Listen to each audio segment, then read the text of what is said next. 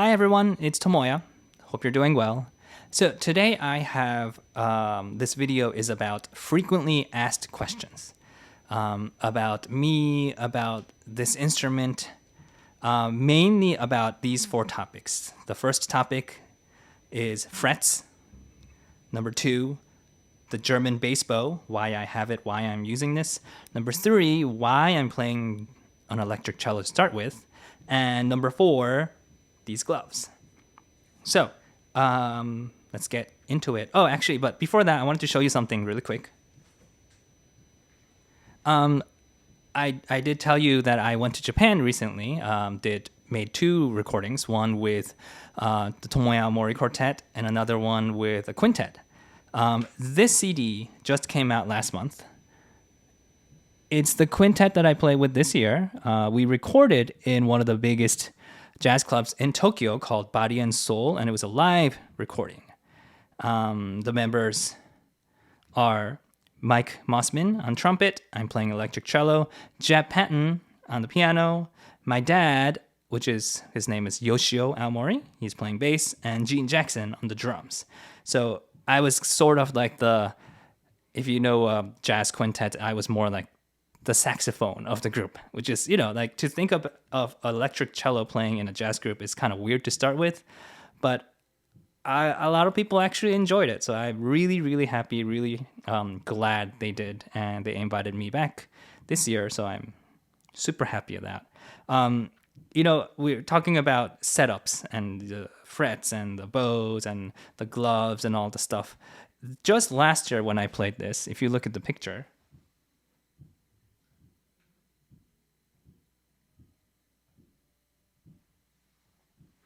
I don't know if you caught that, but I'm actually standing up with a strap playing a fretless cello with a cello bow. So, that was last year, and I did something totally different than what I'm doing now. And even just the month before recording in Japan, I was sitting. And just when I got back, I was like, oh, you know what? Let me try standing. So I tried that. So that's kind of what I do a lot. I change things a lot. Some people like the fact that I change things. Some people actually really don't like the way I change things. I do one thing, I really get into one thing, and then once I find something else, I go into that. Just like I enjoy that. I feel like that's still part of the whole music circle, or even a bigger circle of life. I enjoy it, so here I am. So let's get into the questions. Number one, we have frets. I knew about frets of this instrument. I think, somehow tried this instrument at David Gage's place maybe like 10 years ago. And I was like, you know what? I think that frets are the way to go because I could sort of play in tune. I know positions, but intonation is something that just gets me all the time. I think I explained in some of the videos.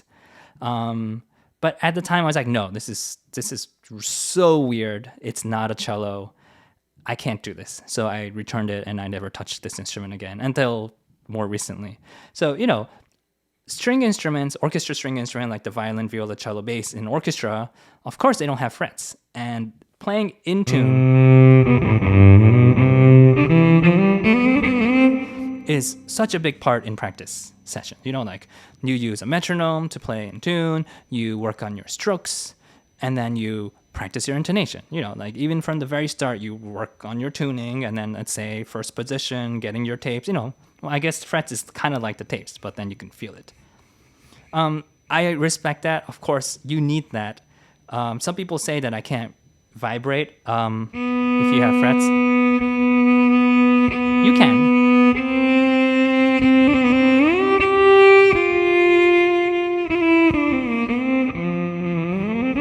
You can, but of course not as wide and slidey as a fretless.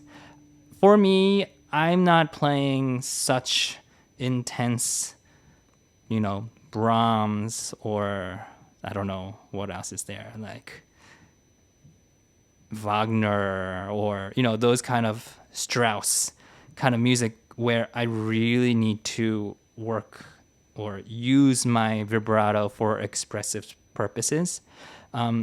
I'm doing more of these jazzy things.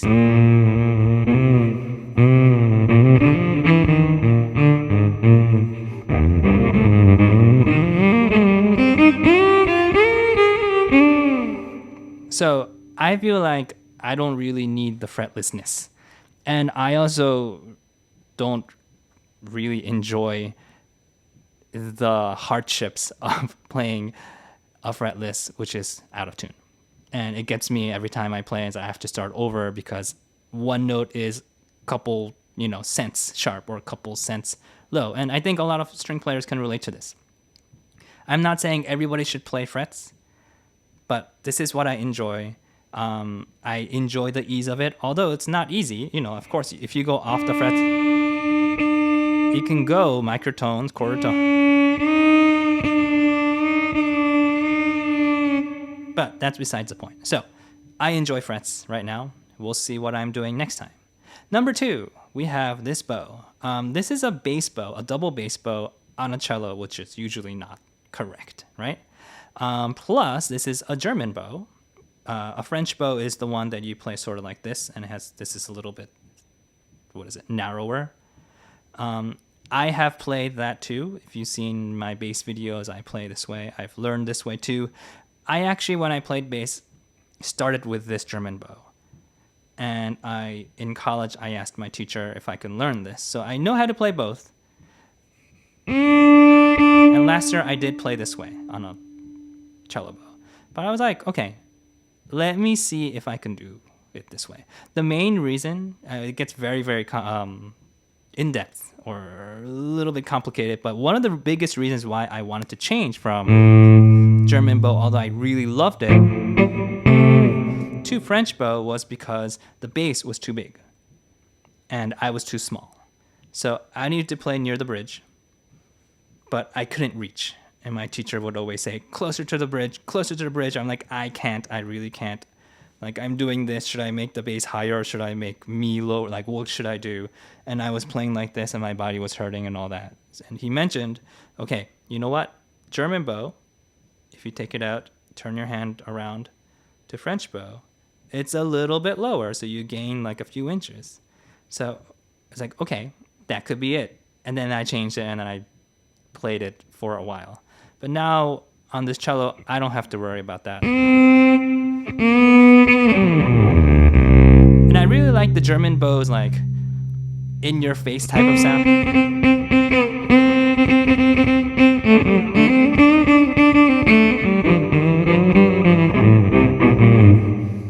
As opposed to a French bow, which is a little bit lighter for me when I play.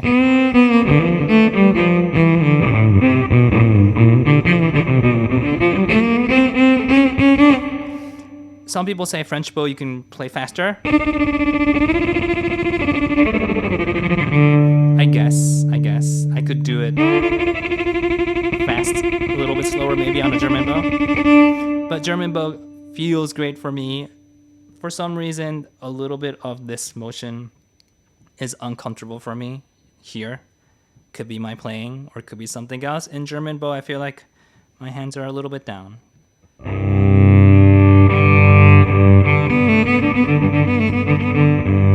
And I have the experience of playing bass with the bass bow. Oh, by the way, this is a chorus bow. I love this bow because it actually has synthetic strings and I don't have to change bow hair and it stays for a long time. So that's really easy. That's really useful when you're traveling.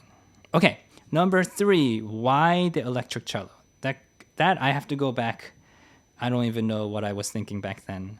I started with piano. My mom played piano. And then I think I moved to drums because I think I saw something in elementary school where like there was a jazz band or a rock band. And I was like, I want to play drum set. So I did drums. That led to percussion and jazz drums and all that stuff. And then my dad played bass. So he was like, hey, why don't you play bass? And then I started playing bass, classical and jazz. And then much later, I started the cello. Of course, in between, there was a transition between going from the bass to kind of fifth tuning, if you know what I mean, and like the 5 strings, and I went to the cello, like all kinds of stuff. I don't know. I think I just enjoy playing different instruments. I might quit this instrument tomorrow. I mean, I don't know. But, I think having that sort of ease of being able to let go of things and do something fun if your intuition brings you, I think that's the greatest thing that we can all do. You don't have to stay. I don't know what I would have done if I stayed with just piano with my mom when she started me and I could not choose any other instrument whatsoever because I wasn't the greatest pianist. I didn't have super, super fast. I guess I have fast hands, but I didn't really have the coordination of all these people. And I never played a piano concerto. I played things. And now I'm glad I did play piano because now I can play jazz and pop and all kinds of stuff. So, anyways, why electric cello? Oh, there is actually one thing that I really enjoy about electric cello that works in jazz. Let's say you're a cellist wanting to play jazz cello.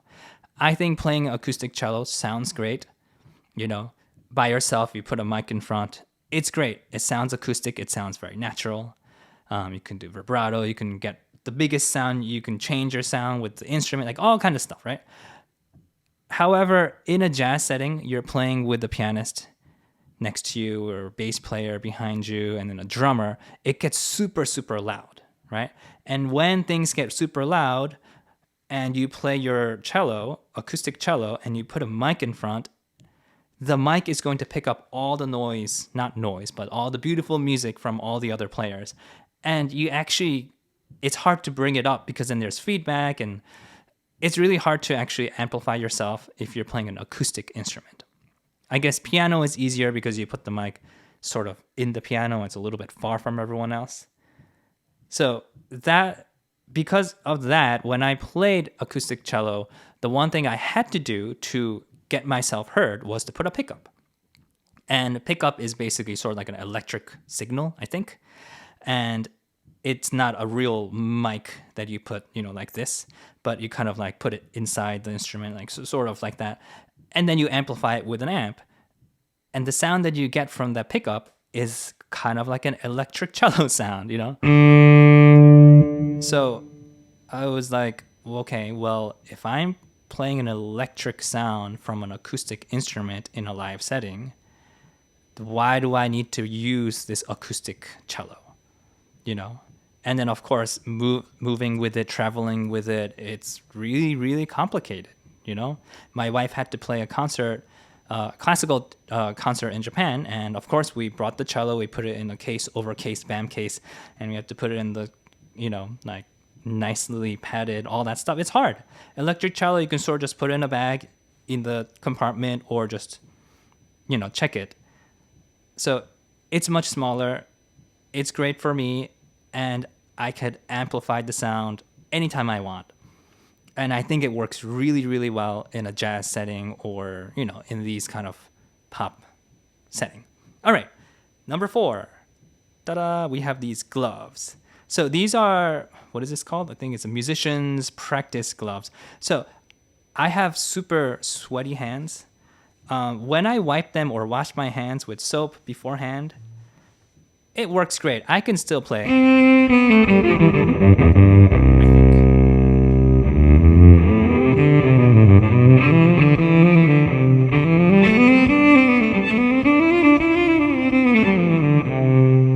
I can play, but in jazz clubs, you play 2 sets, an hour in the beginning and a break and another hour. And then you have sound check in between. So you're kind of like playing like 3 hours, 4 hours a day. Sometimes in a hour or 2 hours in a row, your hands get very, very sweaty or sticky. And I just don't have the hands to keep that stickiness not happen, And I've attempted this year I didn't want to use the gloves because, it was like, okay, getting in the way of my fingers a little bit. So I brought a wipe with me. And then in the first rehearsal in Japan, I was like, Japan is very humid. And we're rehearsing, and my hands are sticking like crazy, and I'm like shifting, and I'm trying my best to play. And then I'm only thinking about the shifting, not even about the music. And I'm like, why do I have to do this? And I remembered I had gloves from last year, so I just took them out. I know it was a little uncomfortable, and then I played other way. And then it got so much smoother.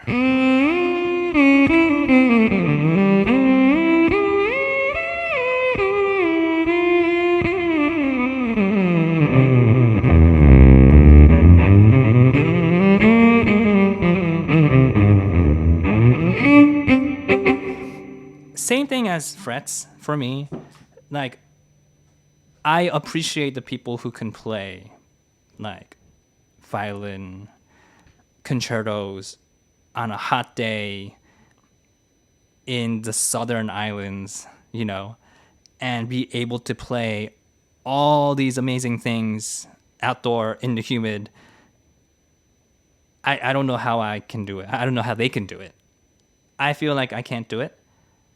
But with these gloves, it allows me to play similarly everywhere.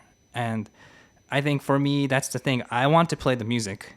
I don't want to worry about intonation. I don't want to worry about my hand slipping, because the hand slipping part is like, how do you practice that? You know, like I've tried practicing like, you know, getting my hands dirty and then having it sticky, but then what do you put something on the instrument? Like, I don't know. I don't want to talk too much about that.